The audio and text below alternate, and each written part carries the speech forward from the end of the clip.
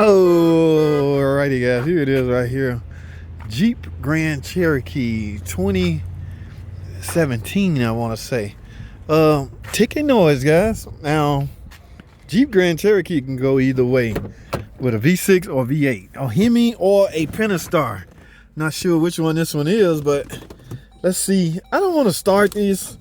It's ticking noise, right, guys? That's the complaint. So here's a piece of advice to you. If you face with such a complaint, let me tell you something, guys.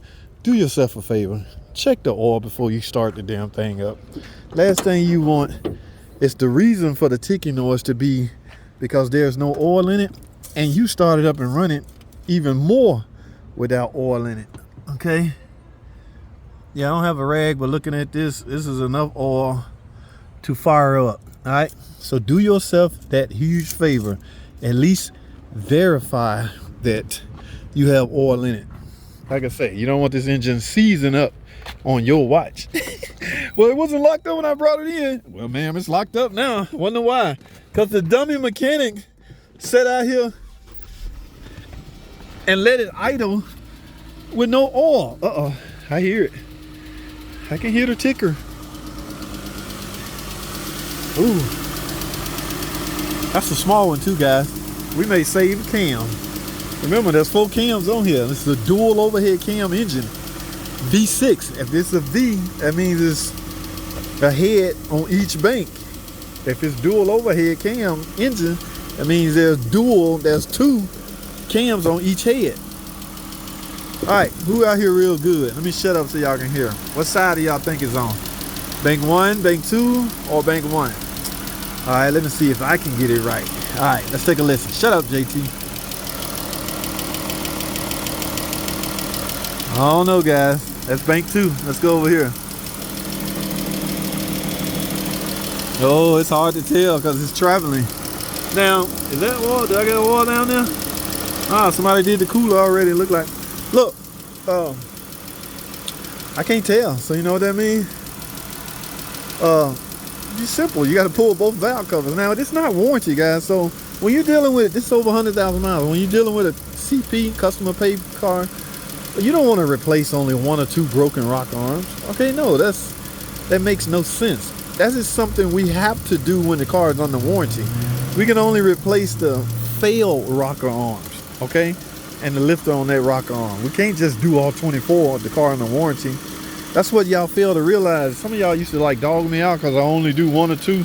That's because that engine was under warranty, and warranty will only let you, they only gonna pay for what's broke, okay? All of them not broke. The technician found 1 or 2 broke. He are going to get paid to do that 1 or 2. Now, the smart thing to do if it's not under warranty is recommend the customer do, look, somebody just did some work too, suspension work. Recommend that the customer do all 24 rocker arms, and if they budget will allow to do all 24 lifters. I'm not a big lifter guy, especially if you're low on funds, okay? In my opinion, I have never did a ticking job that was a result of a failed lifter. I just haven't. And I've been doing this since this engine showed up in 2011. Yeah, we're in 2025 now. So, you know, call it for what a lot of guys would swear up and down. Yeah, it's just, no, here's the deal. See, a lot of guys would do it for insurance purposes. You might as well. I get that. I get it. But again, my personal customer, if they barely can get by with just the damn 24 rock arms, I'm not going to throw 24 lifters their way because, again, yeah, to each his own, man. Everybody operate different. So my way is no better than anybody else's way. Anybody else's way is no better than my way. It's called a JT way when it's, oh, look, that's a brand new PCV hose. So somebody been, you know, tinkering around with that. Look, brand new alternator. Oh my goodness. Who been dealing with this? Y'all see that connector? Now, guess what? You don't see a connector right there. You know why? Because this transmission is likely equipped with the NAG1 transmission. Remember, the NAG1 transmission has its own, not only the NAG1, the ZF8HP transmission has its own TCM inside of the transmission. The NAG1 has its own TCM underneath the steering column. Okay, with this being a 2017, I want to wage a bet. No, because if it was a 8 HP, you wouldn't have a freaking dipstick. Remember, there's no dipstick tube on an 8 HP. However, there's a dipstick tube on a NAG 1 transmission. So I want to wage a bet due to the fact that pin 4, connector 4, is missing on this TCM, that this car is equipped with a NAG 1 transmission. All right, I'm talking way too much. Let me put this on. I verified that there's oil in it. See, could you imagine idling this car this long and extremely low on oil? Like I said, the engine can seize up on your watch. So guys, I'm gonna need y'all to be smart. All right, that's why y'all watch this channel, watch these videos. You're smart. I get it. I can dig it. Okay. Look, that tick get louder and louder as you. Y'all hear that? Hey man, it's one of those things, man. All right, I'm here to fix it, guys. Don't jump on my back because the product got a problem. I was put here on earth to repair cars with problems, okay? Some of you guys like jump down my throat because a car has a problem. Some of y'all seem to forget what I do for a living. This is what I do, all right? I fix cars with problems. I don't design the car or make the car. That's somebody else. That's another department. JT was put here on earth to fix a broken car. That is what I'm doing. Who built it, who designed it is not JT's concern. JT could give 2 F's. All right, he don't care. Okay, he got bigger problems. All right, he got a problem right there and a problem right there. He don't even know what's wrong with it yet until he fully diagnosed it, of course. But let me get in here, guys, and I'm gonna see if I can get a closer look at that. One or two things, guys. I have no choice but to do this because I can't even tell what side.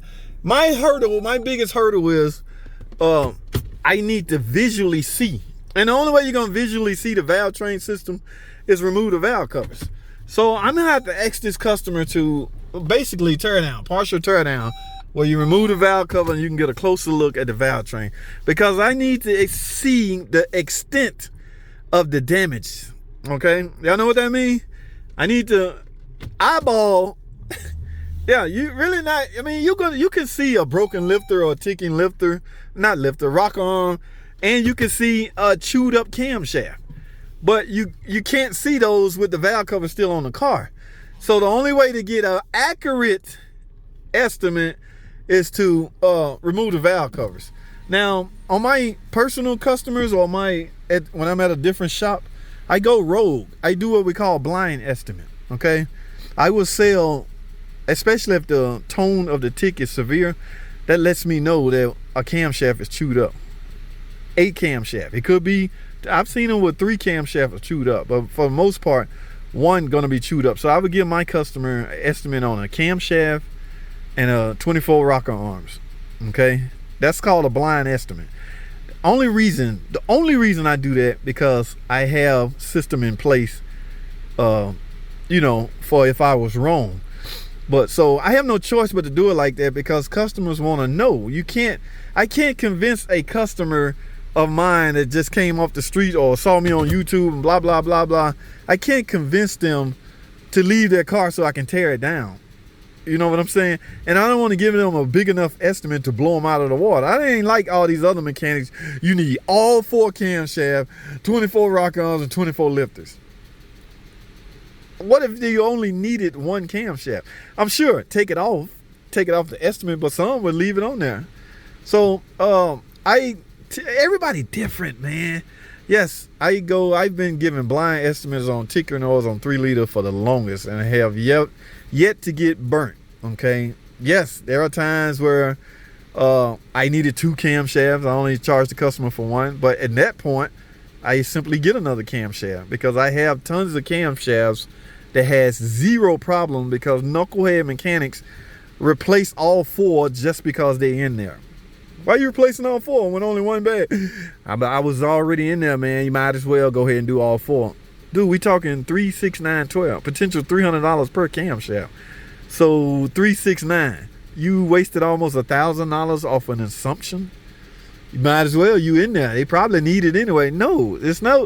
If that camshaft don't have physical damage to a lobe or that tone wheel has walked loose and has walked, it shouldn't have been replaced. Those are the only two reasons you replace a camshaft: physical damage to a lobe, or the sprocket, the magnetic tone wheel has walked, or is loose. Other than that, you have no freaking business replacing a camshaft on a Pentastar. Damn, this video too long, guys. Like I say, we might can get a better ear now that we inside.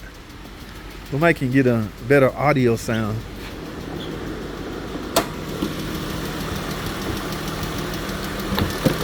Yeah, a tick that small